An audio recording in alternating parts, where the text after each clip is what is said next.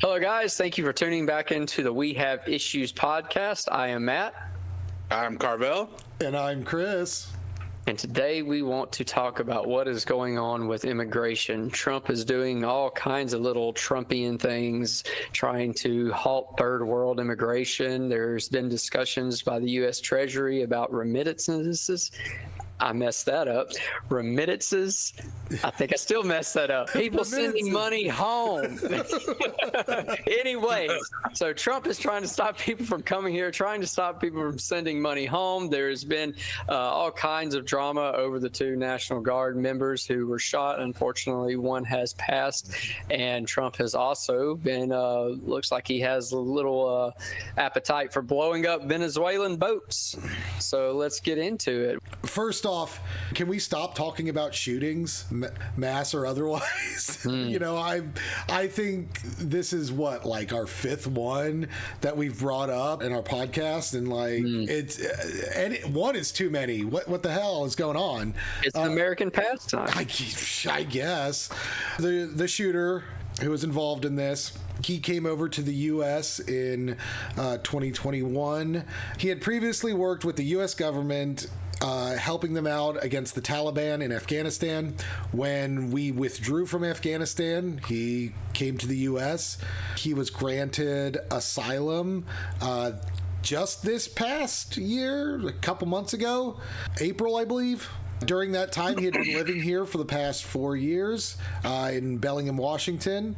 And, you know, with what's been kind of going on with Trump, I can't, presuppose his intentions, but he, traveled all the way to Washington, D.C. and ended up shooting two West Virginia guardsmen, Sarah Beckstrom and Andrew Wolfe. Sarah, unfortunately, has passed away. And this is where we're at. Trump has decided that he wants to halt all third world immigration. He wants to revisit these Afghan refugees. I guess they were brought over during Biden's administration, but Trump's administration granted this guy asylum. So I don't know how hard he wants to go into that. And if we look at the congressional act that brought over all of these Afghanis, quite a few Republicans, including Mike Johnson, voted to bring these people in, as they should have, considering the trouble that would be left for them, since they're considered traitors by the Taliban. That going back is kind of a death sentence for these people. So that's where I'm at. And of course, Trump has stated that he is going to be seeking the death penalty, because of course he is, because every single chance he gets to kill somebody, he takes it, apparently.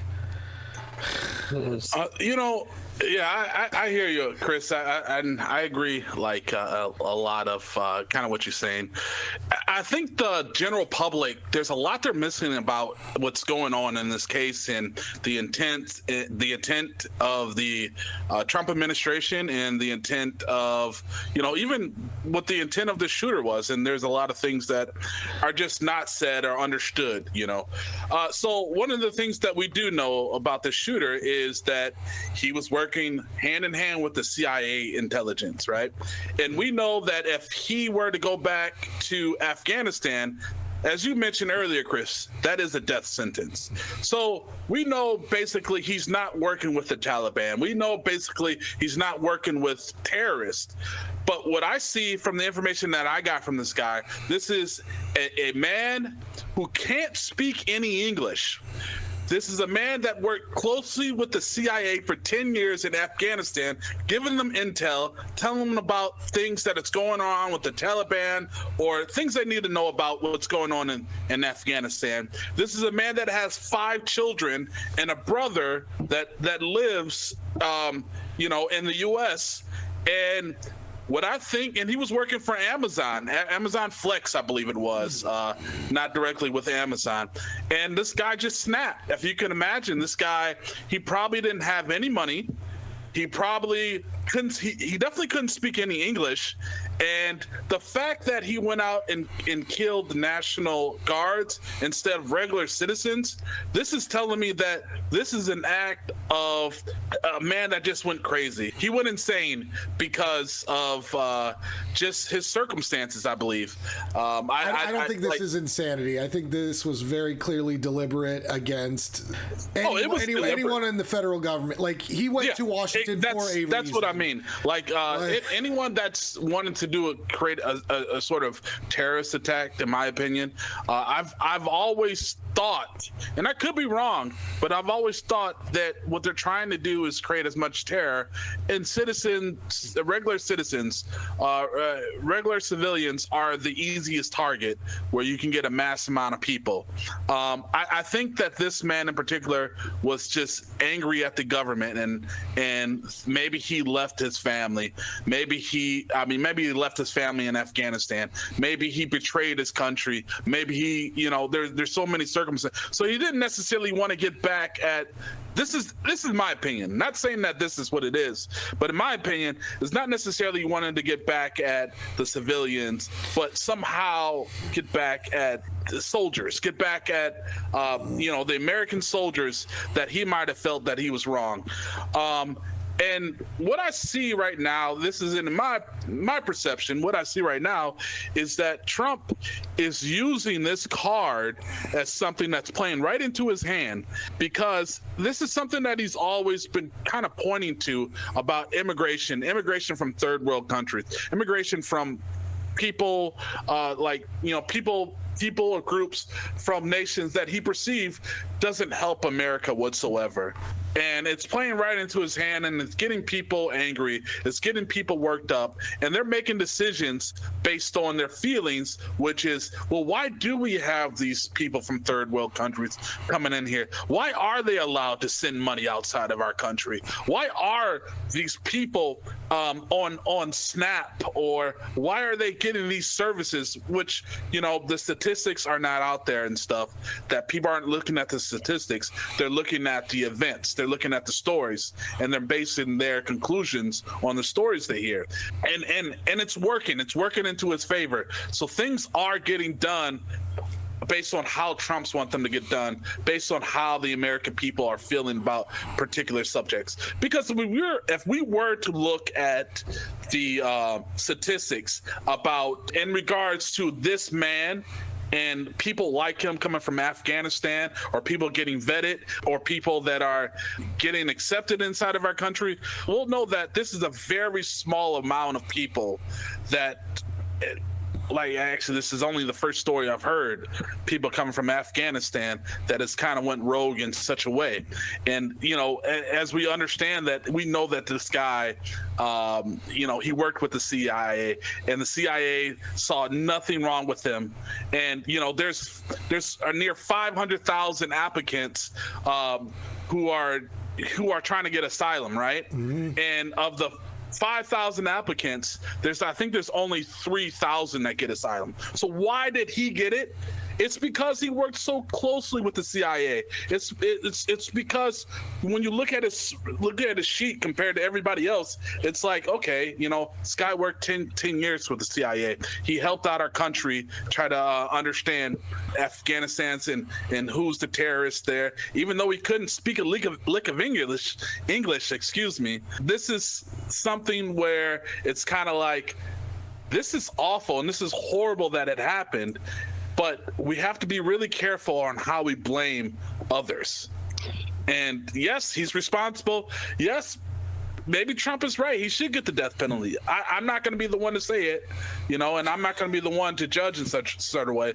But lives are lost, and good people lives are lost. Sarah, she was 20 years old. I mean, that's really young for somebody to lose their life. And the other gentleman, 23, I thought he passed, but I don't know. He's in critical condition last I checked. He's in critical condition? Okay.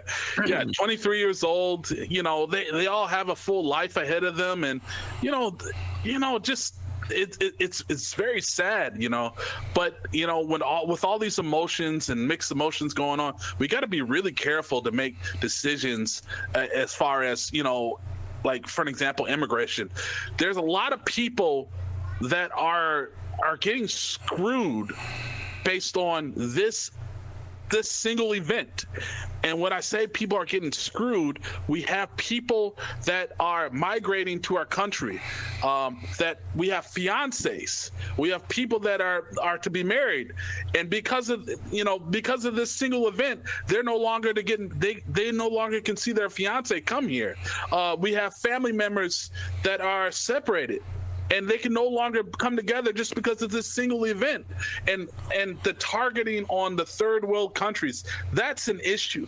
Now, I know that before Trump had mentioned about he was looking at countries that were on terrorist watch lists or whatever like that.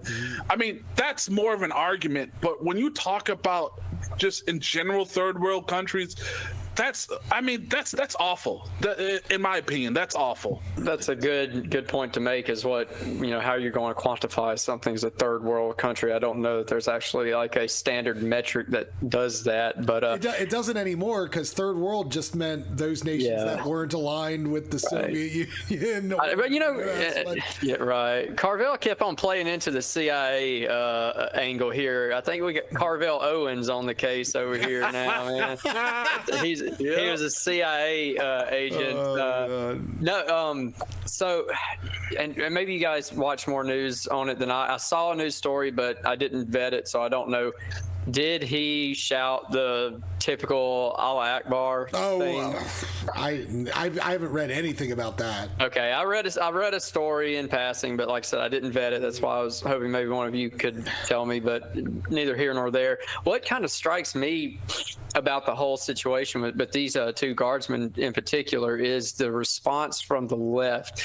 So from my studies, from my reading, the National Guard was there doing basically service projects. Like they were doing landscaping, they were picking up trash and things like that. They're there because Trump's, wants National Guard in D.C. and all these other cities. Right. And he wants them to be prominent, and he wants them to kind of be there. Not to jump on your point, Matt, but no. A part of me wonders, is Trump using the National Guard as kind of bait to drive out these people, to attack them in some way, so that he can, take advantage of the situation for his own policies. And that is a conspiracy that I have heard. And if that is true, if that is the intention and it's working, then they've made the case against immigration from third world countries, and Trump is correct. Yeah. To me, it's very freaky. It's very hypocritical, because the left has for a long time had this idea of victim blaming. You can't blame the woman for getting raped for wearing too short of a skirt. That's what they're doing here. If you are in Washington, whether you agree with it or not, whether they're supposed to be there or not, if you can't even be there as a National Guardsman, and you can't do landscaping projects, you can't pick up trash without getting shot, we have a problem. So it's not like they wanted to be there, probably. Yeah, precisely. So that really concerns me with how the left has responded to all this, to almost blame the guardsmen for being there. Like you said, Chris, they may not agree with it either, but it's still an order. It's still something they had to follow. I guess that you could make the case that they heighten tensions between people. But again, if all they're doing is basic service work, street worker work, what's the problem? I don't know. There's a part of me that I joked earlier about Carvell and conspiracies, but him working with the CIA, and we know that the CIA has never done anything untoward and strange to elicit a certain response. So I don't know. Yeah, no, I was just going to say, we got to be really careful during these time periods, right? And when I say we got to be really careful, it definitely has been happening since the Trump administration that, the Americans, our emotions get worked up. And Trump makes some good decisions, He makes a lot of good decisions, actually, not some. He makes a lot of good decisions, but he also makes a lot of bad decisions. But one thing that is for certain, though, is that a lot of his decisions work the American people's emotions. And a lot of these decisions are made purely on emotions. And that is what we're seeing right now, Matt. So you mentioned the left and the response and how they have, talked about this incident or finger pointing. I mean, that's all part of the game. That's what I see right now. It's going to take a lot of moderates. It's going to take a lot of people that are sound mind to say, hey, you guys, like, this is what the right is doing. This is what the left is doing, but this is what we ought to do, And we know, like, level heads know that, banning all third world country migration is actually a really bad idea. We got some of the best technology from third world country individuals coming here into the U.S. Like what? Well, we got to start off, let's say, for an example, we got to start off Facebook, right? Because I don't know the guy's name, but I mean, he was from Brazil, from the third world country, right? We got, would Brazil be considered third world? Well, that's a contentious discussion to be had. Well, yeah, we just. I think we say third. I mean, I know Trump is saying third world a lot, but what I really think that he means is developing world. Well, okay, right. You think about the developing world. When did this brown world? Okay, no. So the CEO of NVIDIA, the creator of NVIDIA, where is he from? Taiwan, right? So Taiwan is a developed nation. However, when did he come? He came to the U.S. like 20, 30 years ago when Taiwan was very underdeveloped or not as developed. So a lot of, and this is just a couple examples. There's so many third world country minds that come here and they bring great value to the American experience. They're not often, it's not often seen, but but it actually happens and stuff. And I'm not saying that I'm not saying that Carvell, do they bring 200,000 people a year, that level of value? Because those aren't the sorts of visas that these people are getting. Those aren't the sort of things. We have a specific visa for that. I think it's the O1 visa for those high specialists that, the geniuses. No. So, well, no. Okay. So if we're talking about that, I'm not talking. What I'm not talking about is I'm not talking about like open the gates and let all third world country members. Carvell just doesn't want an across the board absolute ban. Yeah, you just don't want a full on ban. That's what I'm saying. I don't think anyone wants that. That's exactly what I'm saying. I'm not for like mass immigration. Don't get me wrong. I'm for immigration, but not mass immigration. But I'm for it for when it makes sense, right? But like just to cut it off completely when there are people here that have loved ones abroad, when there are people that have important projects, when there are people that have fiancés or whatever that are trying to get over here, it becomes an issue to me, and it becomes a special issue to me. And this is kind of where like I rub elbows with the Trump administration. Like, come on, man, like you're justifying your ignorance because of one event. You guys talk about the response from the left about this, but from what I've seen on X is a lot of it's from the right on this issue. And oh my God, does this sort of thing bring the racists out of hiding? And I agree with that. And it's just so much hatred towards individuals who, for the most part, just want to live their lives, for the most part, have no consideration to do any of this, who are appalled by the actions of the shooter. It's ridiculous. But I mean, an incident like this is really good to incite hatred and incite division in the country. And honestly, it kind of affects people who have assimilated, who have, adopted, the ways of America, and they just happen to look different. Well, I will say we talked a little bit about this over Thanksgiving. So there's this weird kind of paradoxical thing that exists that I've noticed. So, and this is, to me, this is one, when they talk about great replacement theory and, basically ending the white race, I guess that would be kind of a Fuentesian idea. Easy enough, because white people won't stick together for shit. White people want to exist as a monolith. But what's odd, and why I say it's a paradoxical kind of circumstance, is white people try to stay independent and try to stay on their own little island. But the minute somebody goes off the reservation, for lack of a better phrase, white people come together and will condemn like white race out entirely, the whole of it. White Karens really love to do this.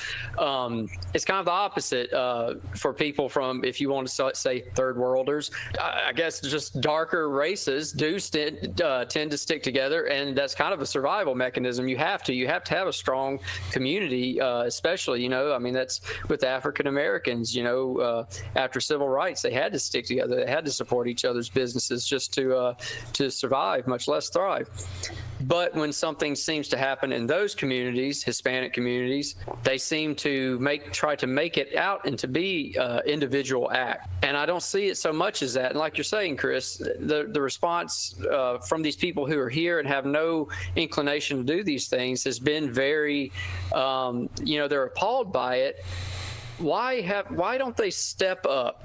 There's common factors here, and I don't believe any of them are racial, but it is cultural. Typically, when there is terrorism that happens, there's a pretty good chance it's going to be Islam involved in some way. Why don't, particularly in this case, immigrant communities, call these acts out with the same fervor? Well, I don't know, Matt. That might not be 100% true, right? It could not be. I think in the past, I don't know, probably 25 years, right? We've seen a lot of Islamic terrorist acts. That is definitely something that we've seen, but we also seen a lot of domestic terrorist acts, right? Mm-hmm. So it's not just, when we hear about terrorist acts, sometimes the first inclination was always that, oh yeah, there must be a Muslim or must be, whatever. But now we're starting to see like a lot of people domestically, and a lot of them, and I hate to say this, but a lot of them have been white male. But what we don't do as a society, which is really good, is we don't look at white males and say, you guys are domestic terrorists. Some people do. Don't get me wrong. Some people do. I've been on TikTok as well, Carvell. Yeah, I'm not saying. Yeah, I know, right? I don't use TikTok. All right, but I'm not saying it doesn't. And you're better happen for because it does happen. But I'll tell you this. Right, you would see when you think of terrorists, right? And I know that there's been more domestic terrorism than we have seen than Islam or Muslim, whatever terrorists. But when you hear about a terrorist act, your immediate thought is a Middle Eastern looking individual, right? And it's not. And it's not someone that has your stereotypical American face or your stereotypical American idea. And this is something that actually I think that we should, in a sense, strive for. And the way we should strive for is not blaming individual or not subconsciously thinking that, hey, an individual, the person who created a terrorist act, looks like this, but instead kind of get an idea of, or not get an idea, but kind of have a movement where we're like, okay, yes, Matt, you spoke about cultures, understand why certain cultures are like this, but not tie it to the facial feature or skin color or whatever it may be, and that would solve a lot of problems in the U.S. We know that we do have cultural issues. We do know that, but if we start dissecting the culture instead of dissecting the skin or the facial feature, then we'll get somewhere. Well, that's kind of what I was saying is, like, it just so happens it's largely a product of post 9/11 and the whole Bush instigated fear of Muslims. But to be fair, if there is an Islamic terror attack, chances are they're going to be Middle Eastern.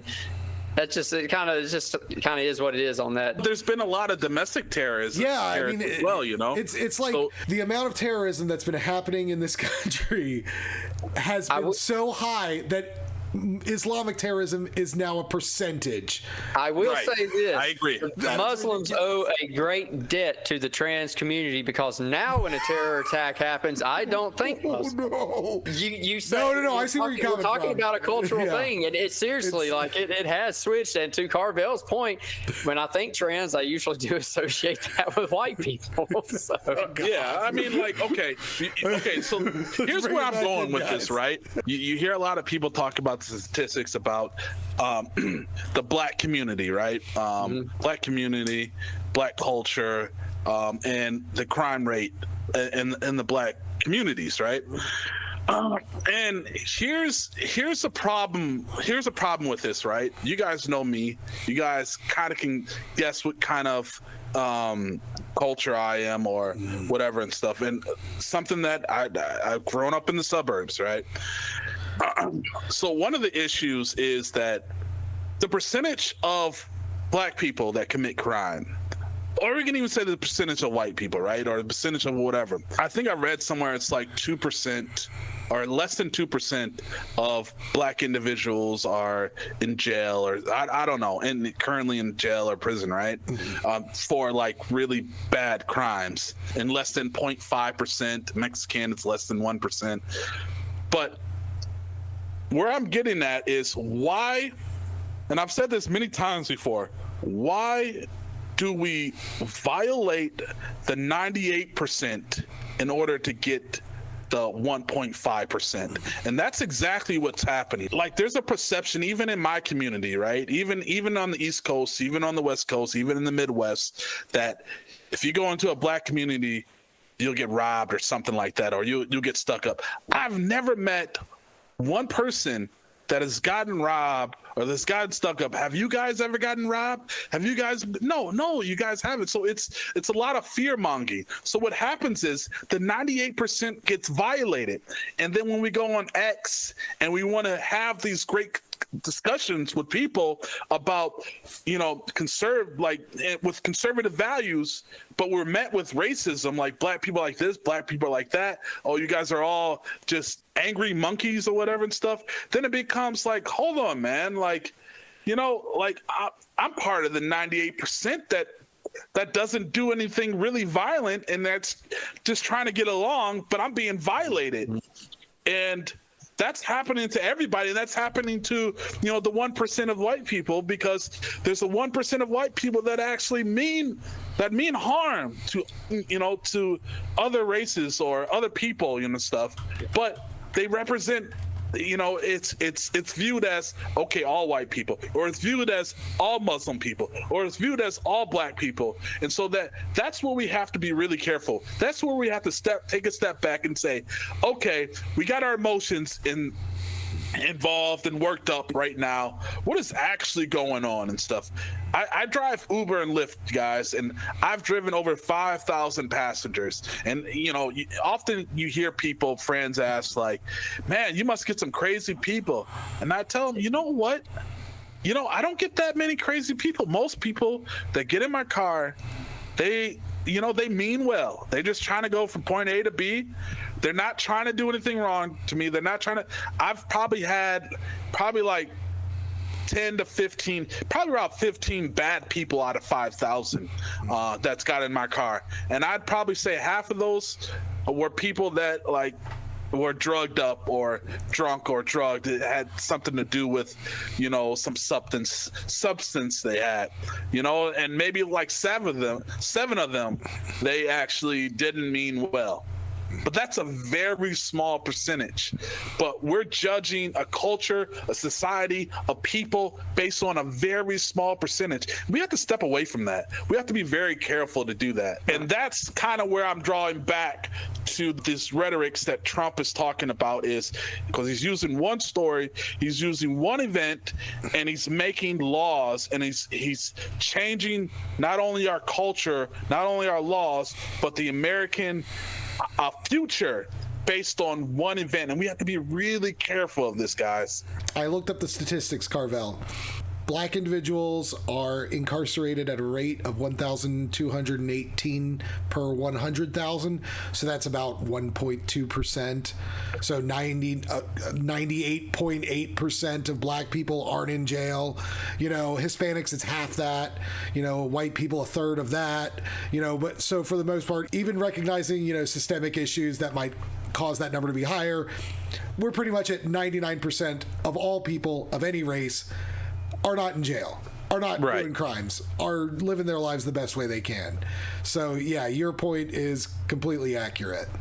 And I was going to say, since I think we all three have talked about this, we all would rather culturally address issues than through a system. And like you're saying, Carvell, it's punishing, the majority for this very, very, very slim minority that commits these kinds of acts. But that's one of the shortcomings of trying to deal with something within a system like the government. A system doesn't adjust. It doesn't factor in, human factors. It's going to say this is a problem. Yes, it was one individual, but look at the scale of damage that was done. And that's why I'm an advocate, and you guys are as well, of trying to address these things culturally. There's something culturally wrong with Islam. And I would just like to say, and I don't know what the private conversations in those households are like, but I would like to see culturally that kind of thing addressed. Like, there have been issues with these Islamic enclaves in America. I just want to see it, the normalization of calling that out, making it unacceptable here. Like if you want to keep that in the Middle East, that's fine. Do what you do. But here in America, if you want to follow Islam, that's fine. But leave those negative things back home in the home country. I mean, Christianity I think that's one thing that has drawn us to it, is it's been progressive. Christianity has gradually made itself better as time has gone on, and I just kind of want to see that for everybody else happen. I kind of disagree with you on that, Matt. Like, what's that? With that, there's something inherently wrong with Islam that makes it incompatible with American values. I don't think that's the case. I think, for my personal experience, has only ever been positive with Muslims. Like, they've been incredibly welcoming to me. They've been incredibly friendly towards me.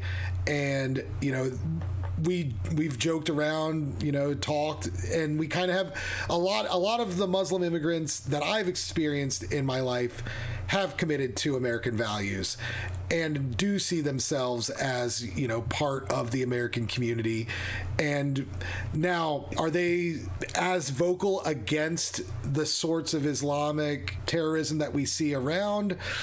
I don't know, because I haven't really broached that conversation too much. That also might be, like you said, people tend not to criticize their own to outsiders. But to say that it's incompatible is like saying there's certain elements of black culture that are just incompatible. We could probably agree that this whole gangbanging, rap kind of culture that was very prominent in the 90s media. I don't know. I don't believe it was very prominent in communities, but in the media was very prominent. That is where a lot of people go to when they think of your stereotypical black person. And that's completely unfair. Just like it would be unfair to say that your typical Muslim household probably is flying a Palestinian flag in the back, saying, they hate Israel, saying they hate America. I don't think that's reality. Well, let me push back on that. I agree with you, Chris. The majority of my interactions, what very few I've had, with Muslims has been positive as well. I'm not saying it's incompatible, because, and I've used this example before, before, probably on this podcast. There was a time when, researching Islam, I mean, one of Washington Irving's best works was he had a biography of Muhammad. That was commonly read in early America. There seemed to be a point where Islam kind of did this weird about face, and I'm not saying Islam as it was like originally is incompatible, but at some point it kind of became that way. Same thing like you're saying, Chris, with black culture, the whole gang banging kind of 80s 90s drug dealing culture. That's not black culture, that's manufactured. There's something that shifted in modern day Islam to me that is incompatible. Like if you are a Muslim, it's the rise of the extremists in Islam. It's the rise of ISIS. It's terrorists discovering social media and promoting themselves via social media onto impressionable young people. And that is what is causing this. Right. And so that's what I'm saying is if you are a Muslim in America and there's any part of you that wants to bring Sharia law here, incompatible. Same thing, like I said, if you want to be a gang banging, crack selling drug dealer on the street, incompatible. And if you want to be a white supremacist neo bad mustache man person, incompatible. I mean, that can go back to Chris, you're German, so no offense, but it can go back to Germany where it came from, as far as I'm concerned. He was Austrian, by the way. Yes, but I mean, Austria didn't cause World War II. So. Yeah, that's actually kind of what we're talking about right now. A lot of Christians are dealing with not abroad, but at home, right? And when I say that they're dealing with that at home, I'm talking about the whole perception of Christianity, right? So, Matt, you just discussed your perception of Islam and Muslims and how they are being perceived. Well, I feel like it's the exact same thing in America when it comes to Christians to non-Christians, right? Because a lot of non-Christians are thinking that, and we know that there's separate groups where there's some of us that are, a little bit more softer, and there's more of those that are hard by the book, right? And when non-Christians perceive Christianity, they perceive it as a whole. They don't say like, certain Christians are like this and other Christians are like that. No, they say Christians, these hard-line Christians, are trying to force me to think a certain way, to eat a certain way, I don't want to pray. Why do I gotta pray during this event or school? I don't want to acknowledge God. Why do I gotta acknowledge God? And so they're in a society where society is telling them, okay, you can no longer have an abortion because this is Christian principles. You have to pray, and we have to have Bibles in the school. We're trying to bring that back, and we have to have just all these Christian structures. Yes, the U.S. was created based on the Christian values. It was started out as a Christian nation, but all I'm pointing out to you is that not all Christians are extreme, because there are some extreme Christians, and that's the same thing with a lot of Muslims, right? Not all Muslims are super extreme, but some of them are just trying to fit in to society. Now, I do agree with you that there's something in that book that is completely different from what Christianity or Hinduism or a lot of all the cultures that teach you be peaceful, loving, whatever. But a lot, to Chris's point, a lot of the Muslims I do meet, they're cool people. They're down to earth. They're fun. They're just good people. But there are a lot that give them a bad name, just like Christianity. There's a lot of Christians that give them a really bad name. I've seen a list of the nations that Trump would like to completely ban immigration from. And I don't know how I'm going to ban all third world is coming along, because it's a very selective list. The only appreciable amount of immigrants on that list comes from Afghanistan, Haiti, Iran, and Venezuela.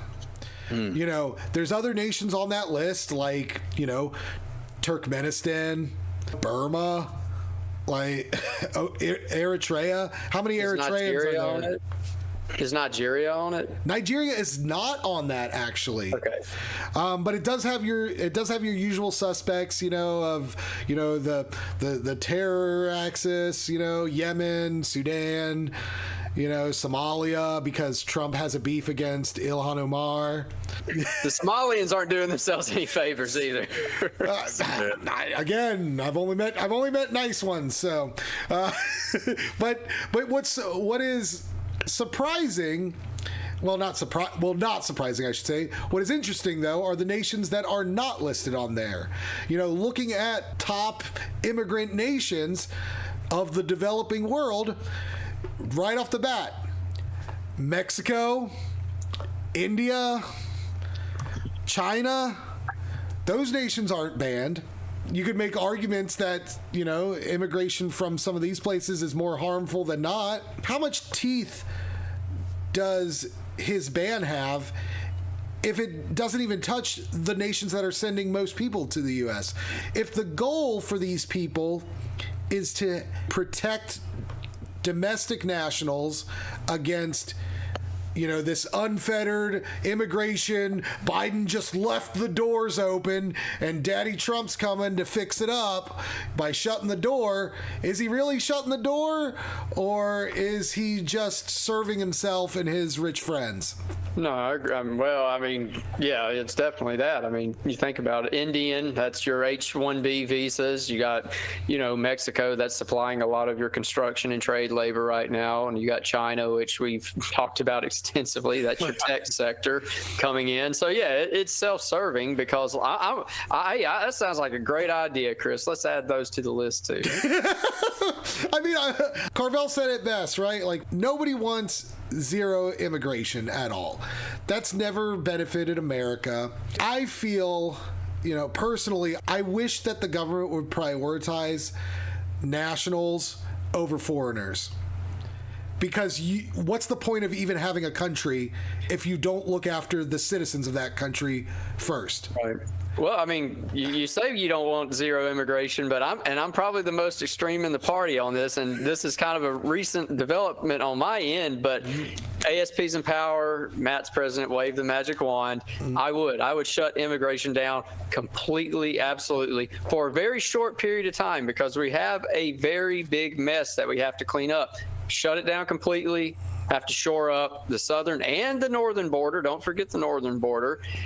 Revamp the process so that we can get these high value people in quicker, not this holding them up, waiting for years, like Carvell's saying, you know, trying to get your fiance here, and it's a 2 or 3. I mean, my God, you're old and you ain't got no fire going on anymore by the time you get them in here, you know. So right.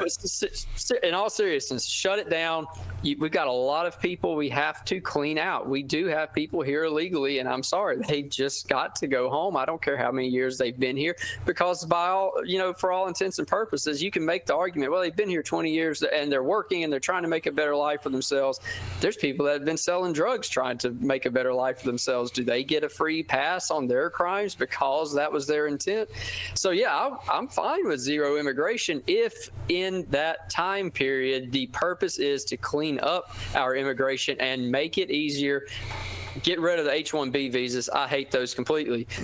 O-1B visas, totally fine with it. And actually, you know what? You could that could be a good little like a little peace offering to globalism, like Carvell was saying. You know, the chip manufacturer out of Taiwan. What if the U.S. had invested in him in Taiwan and he had built his empire there? Why I wouldn't want to spend my taxpayer dollars on that. That's just U.S. aid with extra steps. I would probably, if it was in our benefit, and we're going to offshore manufacturing anyway. We don't plan on bringing. We're going to. We don't need to offshore. We don't. I don't want us to offshore. I don't care if people want it. Like, don't let them. I agree with you 100%. I would love 100% of everything that we need to be manufactured right here in the U.S. It's not going to happen. I'm just saying, if we are going to offshore, don't bring them here so that they can steal intellectual property. So we have to taxpayer fund their college education. Do it over there. Do it in their country. Help build that country up. We want to do imperialism anyways. I think we did that in China in not the 90s. I don't we're know dealing that. with now. Yeah, I mean, how many partnerships did American companies know. do that have allowed China to springboard themselves into a world power? I think we kind of turned China loose, and we funded them, but it wasn't a controlled growth. There wasn't. It was just nothing America does around the world is controlled. That's what I'm saying. It was to create a balance on that side of the world against the Russians. Now, That's what they said. All America does is America is cold, so it sets fires around the world and doesn't care if they get out of control. That's a good way to put it. That's what I'm saying, though. If it must be, let's control it a little bit better. I'm with you. I'd rather 100% of everything be made here, but. Well, I mean, I gave most of my take on immigration, but I think immigration is important. I do think, unlike Matt, I do think H-1B visas are important. However, we need to scale back a lot. Like, I'll give you that. I wouldn't eliminate them completely, but I would scale back, because what we're seeing now is we're seeing a lot of graduates, a lot of people that are entry level are not getting jobs, and we gotta, and migrants, they often do better than Americans. They often do better than those entry-level white collar jobs. And now we have the rise of AI that's gonna, it's gonna take it tenfold and stuff. So we have to be careful who we allow in on those H-1B visas, or any type. I don't know all the different types of visas, because there's a ton of them, but immigration I see as an important thing, and to stop all immigration, I think that is not only kind of an insult to the people that have been doing it right for the last 5-10 years, but it is detrimental to the American ideology and how we're a foreign, or how we're an immigrant type of country where, if you can dream it, if you have the best ideas in the world, come here, and help us build America bigger, better, greater, because a lot of the greatest ideas do come from foreign nationals. What do you guys think the party's position is on, more specifically, on Trump's ban of immigration from these third world countries, either the actual legal mechanisms that he's using or just the general opinion of him using it? It sounds like a broken record every time I say this. Depends on who you ask in the party. But generally, in this case, across the board, probably not in favor of it. It depends, on which side, within the party. We have the growth faction. We have the focus faction. Focus is a little bit more, secure border group. And, of course, me being in that and being the, like I said, probably the most extreme in the party. But generally across the board, and I'm with Carvell on this. It's just posturing. This ban, if it were an all-out ban and I thought it would be effective, I could get on board with it. This doesn't really solve anything. So even I, like I said, being the most extreme, I don't agree with it. I mean, it's stupid. It's just like Carvell's saying, it's trying to elicit an emotional response from people. I believe the party is going to not be against, extreme measures. And this, to me, kind of seems like more of an extreme measure to ban all immigrants. And I'm sure some of the members in our party are probably married to immigrants, and that have gotten into the country in a way that that was legal and it was good, and and it was the right way. But to stop every right way, because of just one incident, I think a lot of people in the party, that would rub them the wrong way. especially those who can sympathize. Or maybe there might be some who are still wanting family members that are abroad, because sometimes there's, like, for an example, children.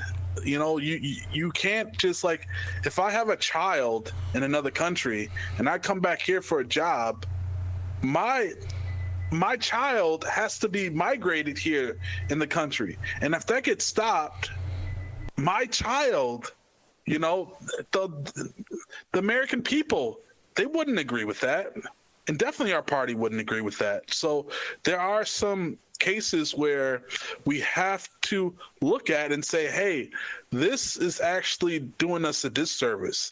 But then, to Matt's point, there are some things that, like, it's like, hey, we gotta, you guys knew what we were voting for, right? I didn't necessarily vote for it, but whatever, I'm with the country. So this is what we voted for. You knew what was gonna happen, so if you gotta try to do it the right legal way. I can help you as much as possible. I can point you in the right direction, but at the end of the day, we all know the law. Well, that's what, it's a convoluted system that needs to be cleaned up, I obviously think that the party, first off, looking at the principles, how does this help, the humane situation in it? How does this show dignity towards individuals? No, absolutely not. Trump, demanding the death penalty, that's very much against the pro-life principles of the party. Really, Trump hasn't really done anything that's endeared himself to any part of the American Solidarity's party platform. People might think he's, doing an okay job, or, think that, the other guy might have done worse, but he's not doing good. And he's not doing good by the party. He's not doing good by the country. And especially in this situation, blanket bans don't help anybody. They are a sledgehammer when you need a chisel. They don't do anything to help anyone. And I think the party would just be 100% against this. You say that I like that expression, the sledgehammer, when you need a chisel, Chris. But isn't that what ICE isn't that what ICE was originally trying to accomplish with the targeting of, getting certain individuals out of the country? I mean, were they targeting individuals, or again, was it just a smaller sledgehammer? Like, I think originally they were, and now I think it's gotten a little out of hand. I don't know. I think a lot of that's just propaganda by the administration, in that what they said and what they intended were completely different. I think they swatched. I think they switched gears. I think the Abreu Garcia thing was probably the turning point where they realized you can be an MS-13 member, you can be here illegally, you can be a bad person, and they will still pitch a bitch that we're trying to get you out, and that just gave them, free reign. They felt if they complain that we're sending away a criminal, if they're just going to complain anyway, so we might as well send good people away. Yeah, we might as well send good people out too, because I'm very hesitant to believe that their goal is to get illegals out of the country. I don't think that's their goal. I think what their goal is to make those who are in this country with non-regular documentation status. I think their goal is to make those people afraid, so that they never speak out, so that they never join in with the rest of the population, that they are easily able to be abused by the capitalist class, the business owners, all that, so that they don't stand up for their rights, and to just create this basic, like, slave caste beneath us that they can just abuse all the time, and then they don't need the working class anymore because it's cheaper and easier to have them. Well, I've been critical about the left. That was their when all this started. That was one of their calling cards, was who's going to pick the strawberries. Don't even get me started, Matt. All you had to do is replace strawberries with cotton, and what did you have? Yeah. Same argument that led to the Civil War. So, anyways, I just had to throw that in there. Yeah. Sorry, Democrats. Not sorry. Not sorry. Sorry, not sorry. In other news, the Y podcast will be joining the ETTPS in the two-party system network. Be on the lookout for that coming January 5th. And thank you guys for tuning in today. Really appreciate it. Hope that you like, comment, and subscribe. I'm Matt. I'm Carvell. And I'm Chris. Thank you.